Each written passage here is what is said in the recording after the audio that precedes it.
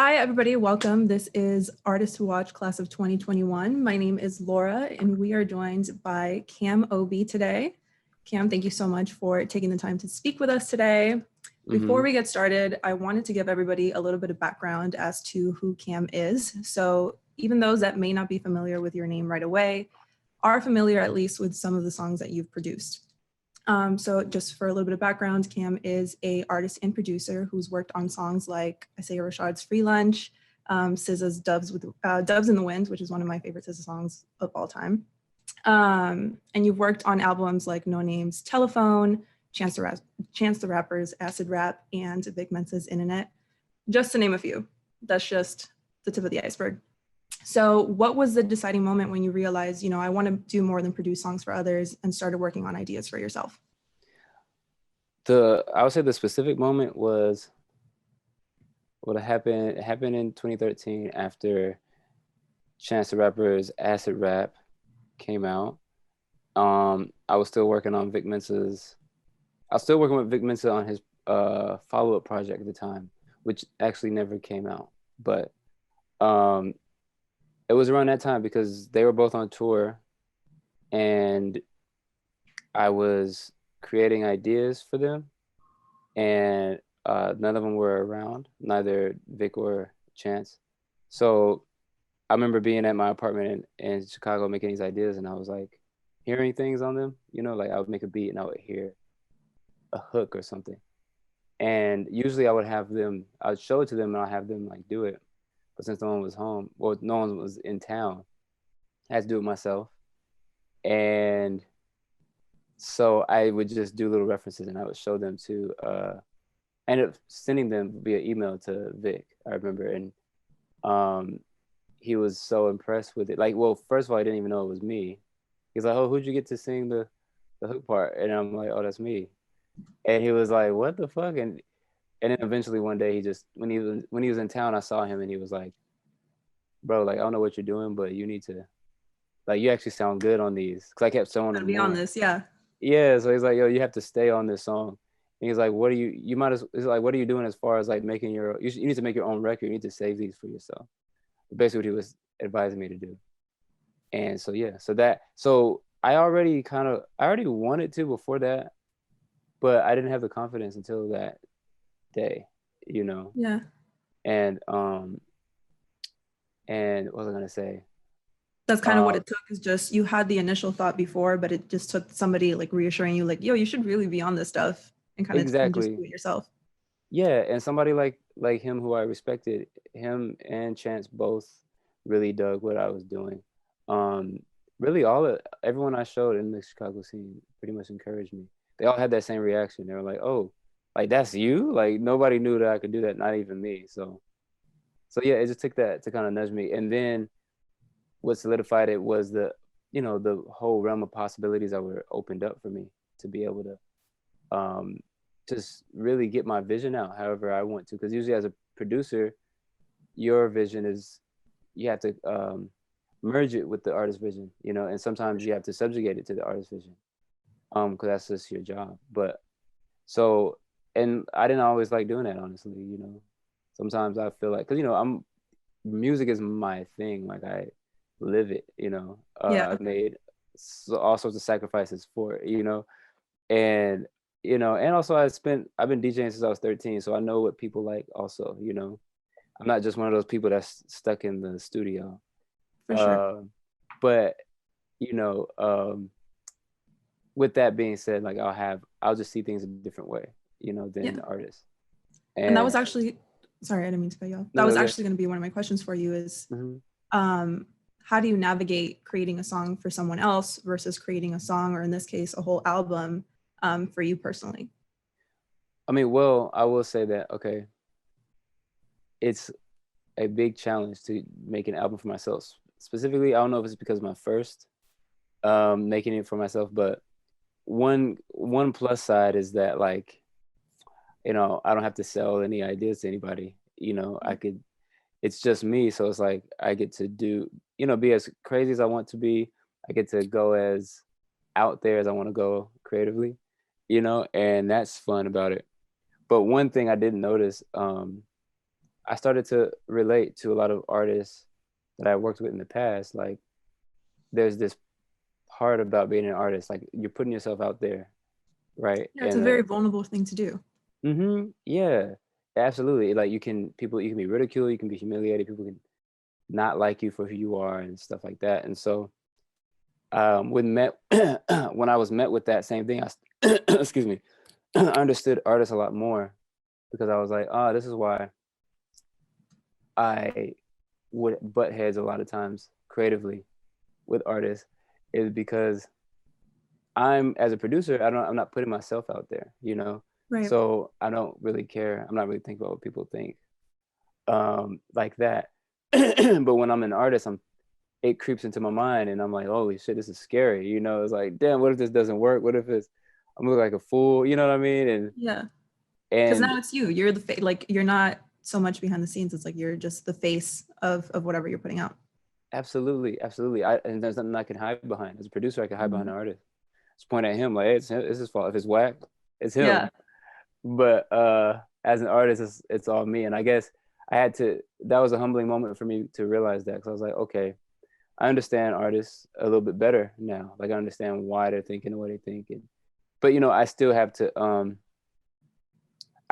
act in service to the music. That's just how Sure. I operate. So whatever the music is calling for me to do, that's what I do. That's what caused me to even start to be an artist in the first place. Yeah. Because yeah, it was calling for a certain thing, and no one was around to do it, so I just volunteered myself to do it.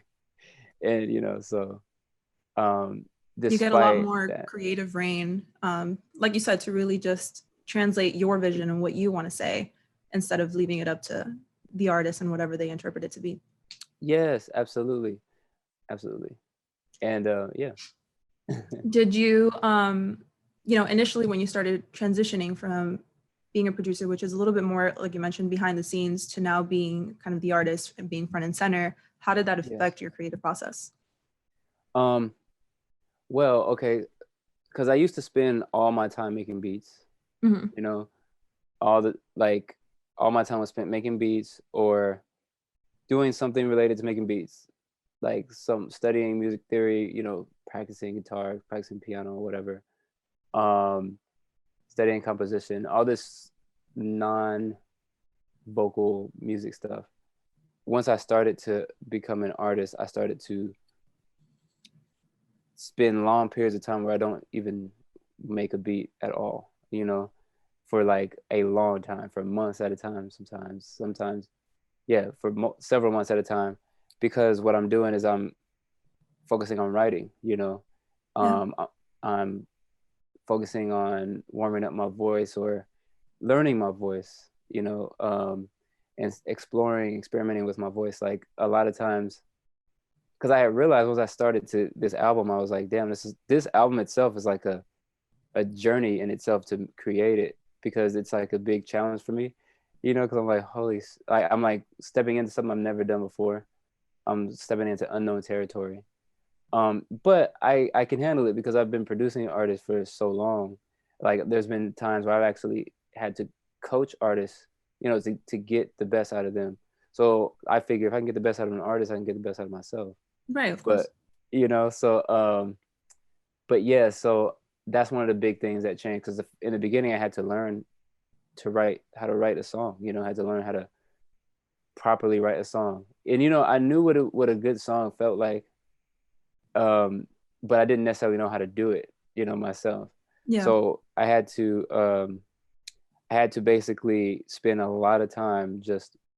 I remember spending a lot of time reading. You know, I talked to a lot of artists. That's the benefit of me being able to talk to artists who I actually look up to, like No Name, like Chance, um, like J. Cole, like who have all given great advice and on how to do this. And like not only do they give you advice when you ask them directly, but they're actually showing you how to do it when you're watching them do it. And Yeah. so I started to just really observe artists like a hawk, like never before, just watching them like, you know, Yeah. and I had a series of epiphanies during that period. But yeah, I had to basically write. Smino is another one that really helped me a lot. he's an incredible writer to me, and he really, really helped He me a is lot. incredible. His pet, just the things that he does with words. Sometimes I'm like, how do you come up with all of this stuff? Right. He's It's got really a cool. true gift for that. Yeah, That, definitely. and he's always doing it, even when he's not in the booth. He's always just playing with words and it's. But he was like my biggest cheerleader. I'm not gonna lie. He was when I was feeling really low and feeling like, man, I can't do this shit, man. This shit is too hard. He would just be there. I remember he would be there to encourage me. I remember a specific moment where I was just like feeling so low and down on myself, and he just picked me. He was there to pick me up and encourage me to keep going. But I actually got advice here and there from all sorts of people. I remember my ex-girlfriend who I was with at the time. She was a kindergarten teacher, and she gave me my biggest, like the most important constructive criticism I probably have ever gotten on my writing. And she was basically saying like, she's like, why don't you explain that? She heard a song that I wrote about some particular thing. I can't remember what, but I think it was like some big abstract thing like racism or something like that. Yeah, But she was like, why don't you explain that like you're trying to explain it to a 5-year-old? And I was like, that's brilliant, actually. right, yeah, Yeah. that is so brilliant. Because I was like, because that's what she does for a living. At the time, she was a teacher. So, and I was like, huh, and I was like, okay, and she elaborated. She was like, yeah, like with children, with 5-year-olds, you can't use all this jargon. You can't use all these abstract words. All this abstract language. You have to explain it. You have to tell a story to a 5-year-old. Yeah. That's essentially what she was asking me to do. Tell a story to explain your point. Show it instead of telling it. And I was like, there we go. And then that right there was like the big thing that got me to really understand good writing. And Well, and that's that's when I wrote. interesting Go because ahead, go you would ahead. expect, working with all of these artists, you would expect them to be able to be the ones to give you like this groundbreaking advice. Yes, But here you are, like your ex-girlfriend and kindergarten teacher is giving you advice that probably changed your entire process. Um, it really did. That's true. I didn't even think about that. But yeah, she's the most unlikely person yeah. It's like compared I'm to. sure you've had conversations with like J. Cole, Kendrick, you mentioned Smino, like all these people, and it's just Mhm. like here you are, your kindergarten teacher girlfriend is like blowing your mind. Exactly. I'm like, well, that's true, and that's testament to a teacher. Genius can come from anywhere. Yeah, it really can come from anywhere too. Yes, yes. And like, man, that was like the best bit of advice I got. And after that, I remember I wrote my song Tenderheaded, like right after that. And I don't know what happened, but just something clicked when she said that. And I was like, oh, I get it, I get it. And I wrote a bunch of songs actually, and I would show them to her, and she was like, oh my God, like this is good. Like I don't know what happened, but it's like day and night. Like this is way better. And Wow. then one of those songs was Tenderheaded. And I remember that was like the first rap that I ever wrote in my life since I was maybe like elementary school. Well, it's interesting because you can tell, and with Tenderheaded especially, I feel like it's a song very specific to like Black identity. Yes. And I can tell that because obviously I'm not Black, so I can't relate to kind of like the smaller details of just day to day. Mm-hmm. But the way that you wrote it, I'm like, okay, well, this makes sense. Like I understand kind of your point of view and where you're coming from. Mm. So it's funny that was like the one song that did it because I can definitely see that shine through in the song. Dang, that's actually dope because I love that. I love that you can connect with it even though you're not Black, because I think that's the gift of being able to show rather than tell. Because that song essentially is touching on a lot of things having to do with with racism and internalized oppression and all these concepts, all these big abstract concepts. But what I did with that song was like I just kind of just focused on a detail, Mm-hmm. um, and told a story about my childhood having to do with my hair, which is linked to all these things. And and it's so cool because by doing that, I didn't have to use any language. Like I didn't have to use the word racism. Didn't have to Right. even use the word Black or white or anything to call attention to that. All I had to do was tell my story. And by doing that, it kind of just shows my humanity and me being a human outside of being Black is what comes through the most. And you're able to connect with it because you are also human, For sure. and I think, yeah, that's actually really dope that you say that because like, Well, that's that's great advice. I mean, it's shining through. It's affecting, you know, your work and how you're putting things together. And like I said, it was very effective in that I understood kind of where you were coming from without Mm. necessarily being able to relate firsthand to your experiences. Yes, Um, because everybody does, I think, have an experience like that, for no sure. matter what their race is, for sure. Yeah. Hmm. Well, we also know you grew up in Las Vegas, but you spent a lot Yeah. of time in Chicago, especially during like the earlier days of your career when you were starting to collaborate with a lot of these different artists. Yeah. Creatively, did one city have a bigger impact on you than another? I wouldn't say that they had that one had a bigger impact, but they both had their own impact for sure. Like, but they had, I guess, their unique impacts. So, like, what's cool about being from Vegas is that, like, I'm from Vegas, and you don't hear about Vegas much in hip hop, you Yeah, know. if at all, really. Right, exactly. Especially not if it's not talking about gambling or whatever. And even For if they are talking about gambling, they're just talking about the surface level of it. But so that's one great way about Vegas, about being from Vegas. Great thing about being from Vegas and hip hop to me, I get to shed light on it in a new way, and so it pretty much made me who I am. I was born and raised like in the middle of all these mountains. So I grew up looking at the purple mountains, like in every direction there's mountains. And I feel like that has something to do with, like, on a subconscious level, that influenced me some way. For sure. You know what I mean? I I think. feel like that would be like a very like just the scenery alone would lead to a lot of introspection. Like I feel like people, Mm, I just think of Las Vegas and I'm like, yeah, you know, just being out in the desert, just really thinking about life. I was definitely introspective as a child and throughout my whole life, really. So yeah, I would say so. And the desert is, especially this particular desert climate here in Vegas, because is it's brutal. It's Mhm. not that much rain. It's hot as hell. So the vegetation that thrives here has got to be strong. It's got to have a certain fortitude, in order to survive here. 'Cause a lot of plants cannot survive here. Yeah, And I believe that the same is true of people. You gotta you have to dig deep for a certain type of strength in order to thrive absolutely. here. And Yeah. I feel like that's one gift that Vegas gave me. It gave me this strength that has gotten me through everything. But I will say though, like, Chicago, what I love about Chicago, because when I first went, I fell in love with it, and it was pretty much the opposite climate wise. Like, instead of having brutal summers, it was Brutal winters. brutal winter, right? And They all are this intense. snow, right? You ever been, or you lived there I before? haven't been in like the peak of winter, but I've been Yeah. like early winter, and that was enough for me Mm. to be like, you know, this is a beautiful city. I'll be back in the summer because Ah! I cannot deal. Yo, it was crazy. I remember that. Oh my God. But what was cool about Chicago was all the musical talent Yeah, that I encountered. Like, that necessarily, it wasn't like that in Vegas. It's not to say that Vegas doesn't have musical talent. It's just not in as great number as Chicago, I'd say. At least if they do, they're not out, they're not playing, they're not doing things like as much as they are in Chicago. Like, in Chicago, there's so much good stuff out there.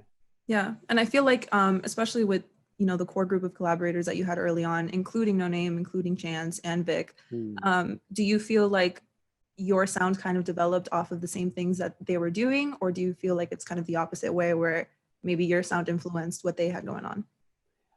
I think it was a thing where it was like a crazy ass synchronicity where we were all on the same page, Yeah, at and we just met each other at the right moment, because that's because what I was doing with them was what I was doing before I even went there. I was doing that here. Um, there was this local artist called Sean Rose from out here that I produced like four mixtapes for. They're out there on the internet somewhere if you Google if you Google it. But you'll hear, if you listen to that stuff, the similarity between what I was doing with him and what I eventually ended up doing with Vic and Chance. Like, a good example is that song, what was it? Holy Holy for Vic mhm, Mensa, Hollywood, Los Angeles. those are beats that I made like long before I even went to Chicago. Another one, Everything's Good for Chance. I made that for an artist out here like over a year before meeting Chance. There were some things that I made out there, like Cocoa Butter Kisses, I made out there. Cocoa Butter Um, Kisses is just like very high on the list of like very favorite songs for a lot of nostalgic value. Just acid uh, rap in general, honestly. But word. you did that with those songs. That was great. Yeah, I remember when I went to Chicago and I met Vic and Chance and all of those artists out there. I actually went out there originally to work with Rocky Fresh. Um, but I met so many people out there and I was so excited because especially meeting Vic and Chance, I was like, oh wow, like wow, I just they're so talented for one, and for two, like they're into the same things I'm into.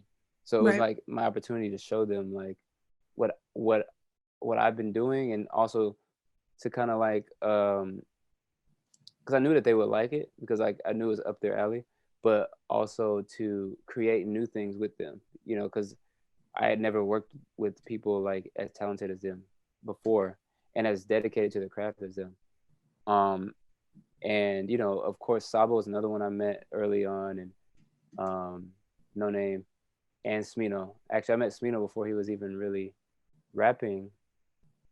Yeah, he was a producer at the time when I met him. Oh, really? Uh, yeah, I know that about him.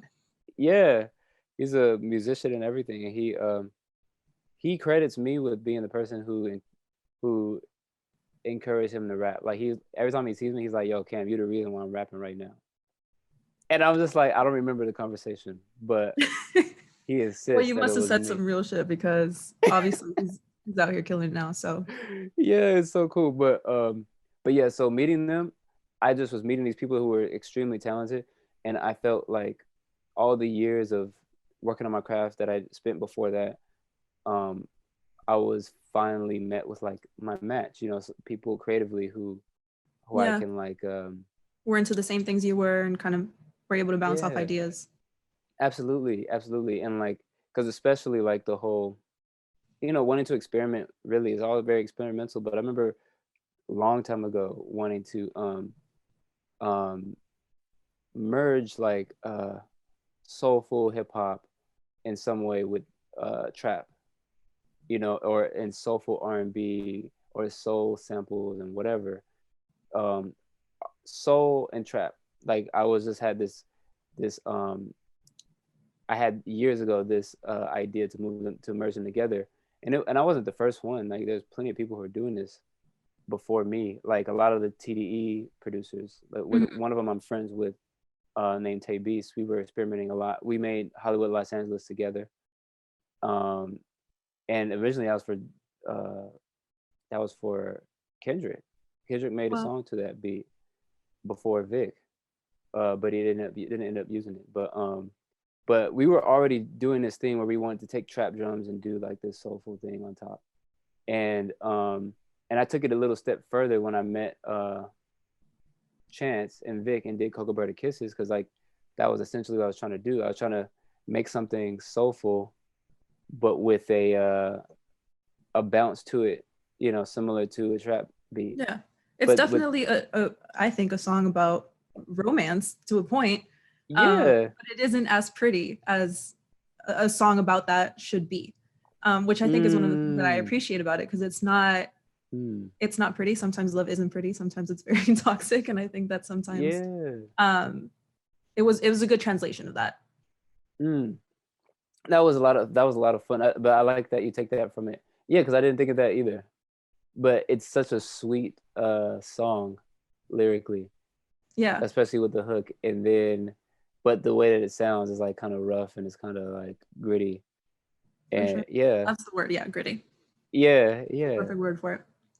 yeah. So, I mean, obviously, you're extremely accomplished when it comes to being a producer, but Hmm. um, kind of the goal in this is just to focus on Cam, the artist. Right, So right. you No, are working okay. on your debut album, Grown Ass Kid. So if you can tell us a little Yeah, bit more about that, where did you first get the idea to start working on this project specifically, and where yeah. did that inspiration stem from? Okay. Well, first of all, I really appreciate you asking me artist questions because that's like I don't mind what you ask me, honestly. But it is so cool to know that you're actually interested in what I'm doing For as an sure. artist, because like I used to be the only one interested. No, we are interested. You have our full attention. Yes. Okay. Okay. So you're asking how I first came up with the idea, right? For it. Yeah, so I know, based on just some of our initial conversations, you've mentioned that you've been working on this for quite a while. Right. So when did that idea first originate? And where did that inspiration come from? And where are you in the process? Okay. So that first originated after that moment I told you about when Vic encouraged me to do this. He was the first person to encourage me to do this as a project. It was a song that I sent him that made him say that, and it was a song. It's on the private link that I sent you. It's called "Little Rascals" on there. Uh, After that, because I heard that, and I was like listening to myself sing for the first time on a record, and I was just like in awe of myself, not in a conceited way, but in a more like, whoa, that's me. I could do, Yeah. damn. And not only that, I'm hearing myself, but I'm feeling how I'm feeling, and I'm like, wow, like this is so crazy. Like I would have never thought that my voice could make me feel something like this that I'm feeling. Was that surreal for you to feel that coming from yourself? Was It that the was, first time that it happened? yes, it was absolutely surreal. It was so surreal because it had happened for me with my production, with my beat making. Right. I remember that specifically too, but this it never happened to me like as like an artist, some not as a producer, but as like the voice. I didn't think that I had anything interesting to say. I didn't think that I had a good voice. I didn't think that anything about me was worthy of being focused on. And so to hear it and feel it for the first time, it was just like extremely moving. And at that point, it wasn't an album yet. It was just like, wow, the possibilities, the things I can do, The having, floodgates just opened up. yeah, yeah. And so what happened next, I had that. So I kept making songs, and I was just doing all the things I always wanted to do. I always wanted to make a hip hop cover of Pure Imagination by Willy Wonka. So I did that. I did like a bunch of stuff, and um, I put them, I had them all on my phone. I had maybe like 3 songs that I just made just for fun. I was on tour with Vic at the time, and I can't remember which tour it was because I went on tour with him twice. Went on tour with him with J. Cole on the What Dreams May Come tour, and also went on tour with him with Disclosure. Um, right, like that same year that they had that big hit, Latch. Yeah. That was a lot of fun, but I can't remember which one it was. It was one of those tours, but I was in the Sprinter van in the back seat and listening to these songs on repeat in my phone, and kind of dozed off while listening to them. And in that moment, I saw the phrase, the title, "Grown Ass Kid," and I also saw the album cover just in my mind's eye, and it looked like a movie poster. And then I woke up, and I just like shot up, like, oh shit, like that's what it is. That's it. It's Grown Ass This is Kid. it. This is the one. Yes, exactly. Yeah, it hit me right there. It was like, this is an album. These songs I'm making are the songs for an album called Grown Ass Kid. Wow. And it all just came to me in that moment.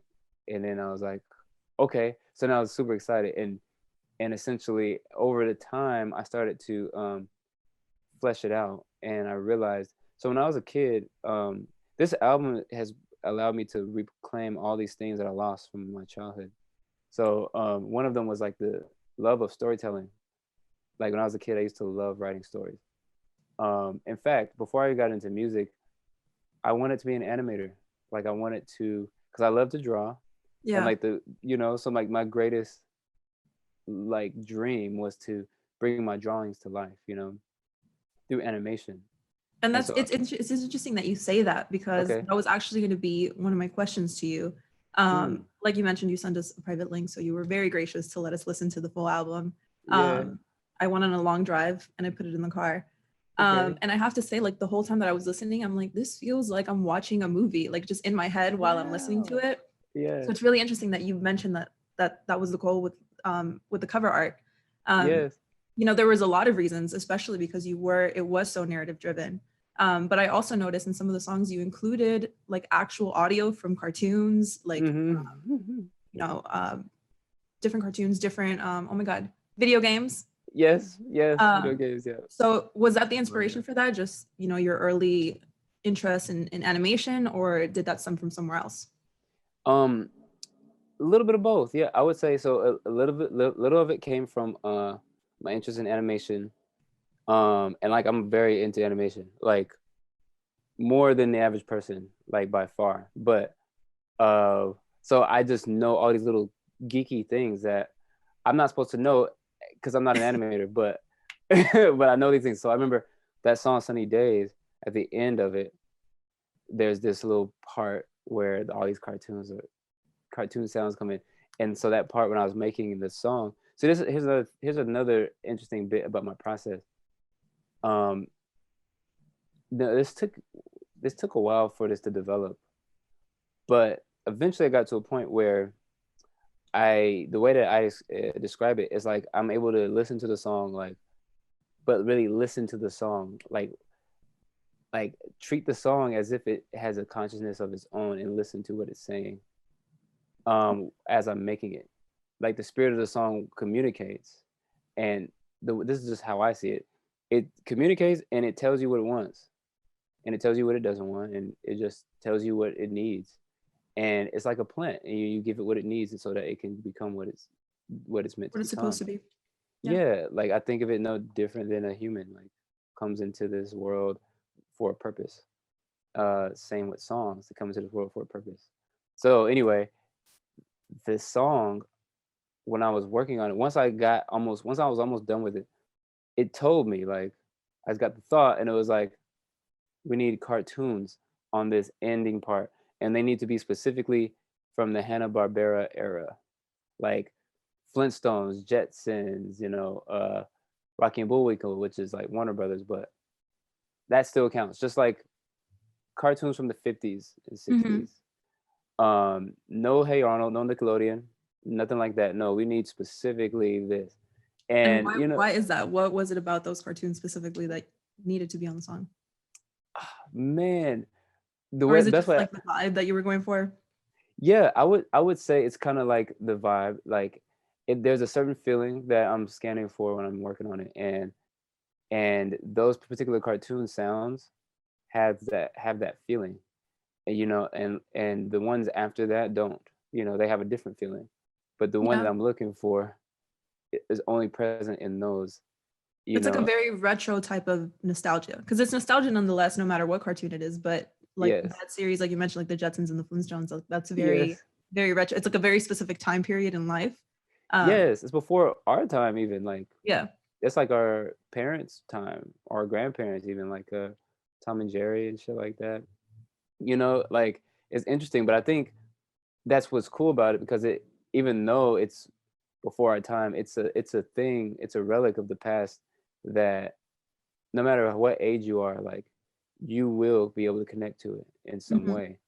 Um, and I think that's probably why the song wanted me to use that because my mom doesn't know anything about, well, she knows about SpongeBob, but she don't know anything about Hey Arnold or anything like that, but but she knows the Jetsons, she knows Scooby Doo, she knows like Speed Racer and all that, and I know those things too, and my nieces and nephews know Bugs Bunny, and all of that, and so that I think it's like those things is what I was trying to capture, but in particular that part of the song is supposed to be like, so some of those songs are some of those sounds I did myself, and a lot of them are blended in with the cartoon sounds, so you can't really tell which is me and which is the cartoon.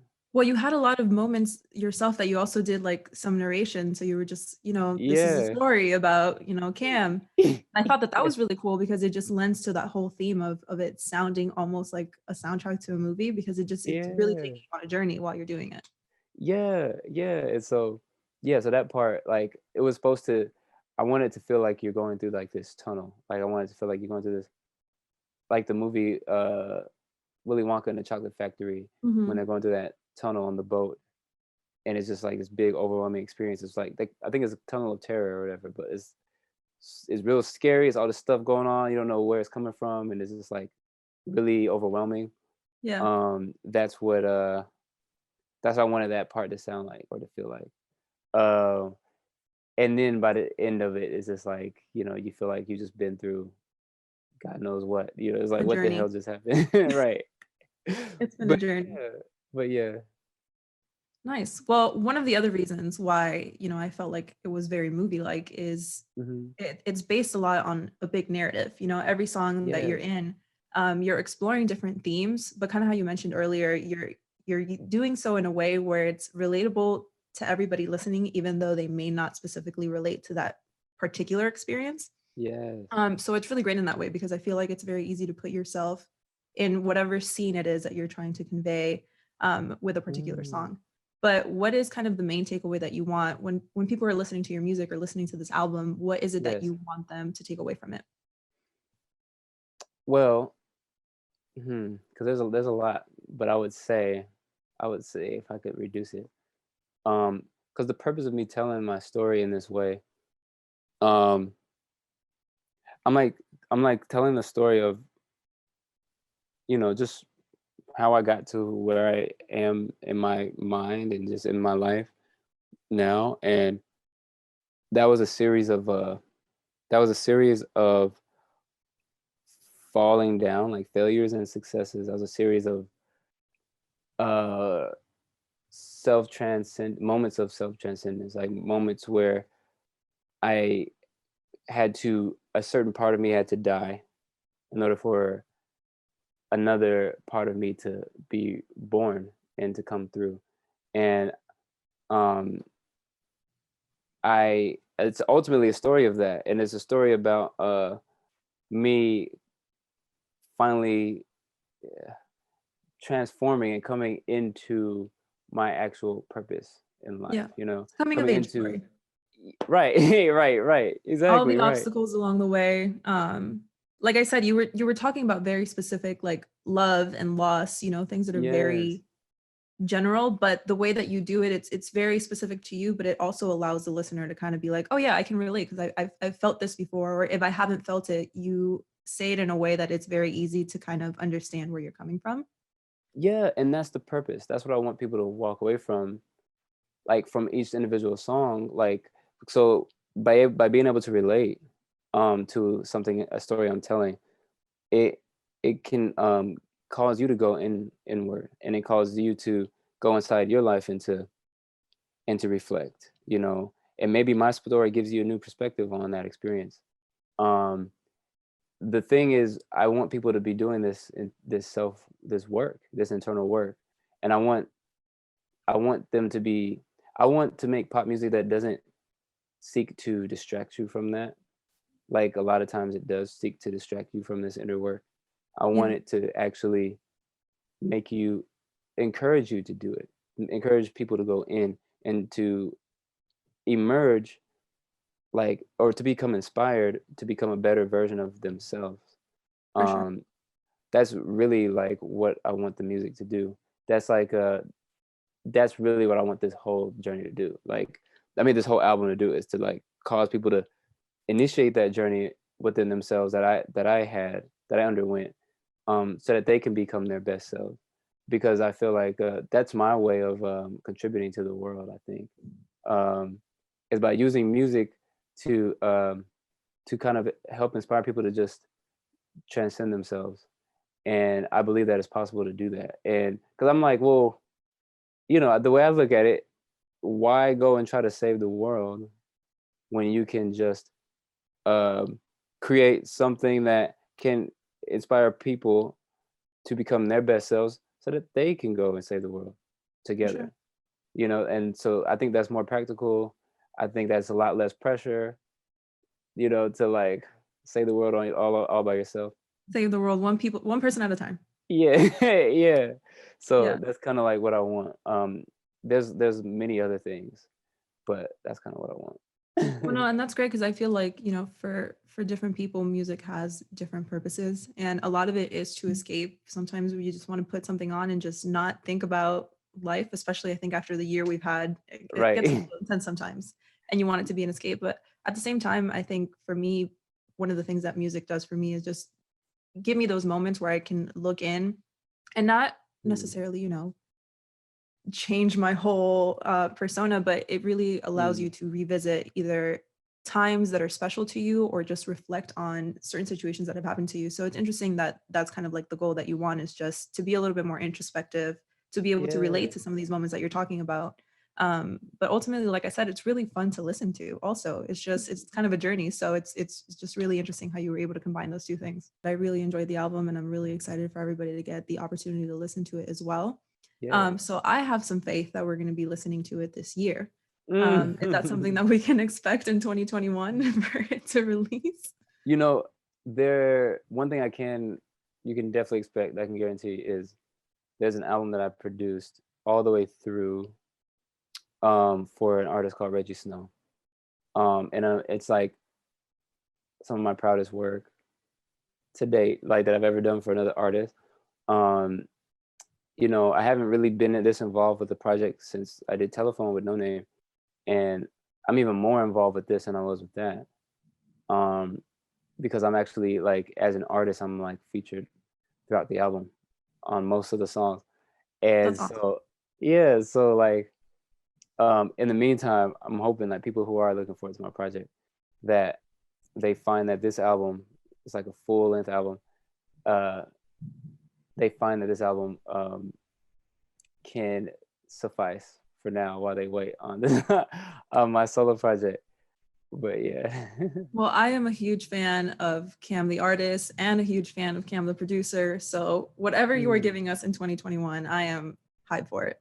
word, So I can't word. wait to see what else comes out this year. Thank you. Thank you once again for being able to sit down with us. It was great getting to know, again, a little bit more about who you are as an artist, and we're definitely looking forward to seeing what you come up with. Your sound is Word. really, really special. So thanks again, and Thank we you. enjoyed having you. Thank you. Thank you for having me.